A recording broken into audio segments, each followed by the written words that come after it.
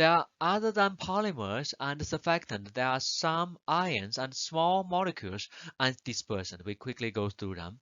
Simple ions and molecules can be effectively used as dispersant, and they sometimes are also termed or called deflocculants, which means deflocculant. They are causing it to flocculate, to decompose, not as large um, soft agglomerates.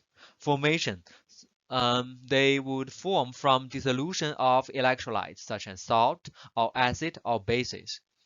Preferred absorption of certain ions on the ceramic particle surface coupled with formation of diffuse layer of the counter ions leads to the electrostatic stabilization. For oxides, we have this pyrophosphate, tetrasodium, which means 4-sodium pyrophosphate, sodium carbonate or HCl.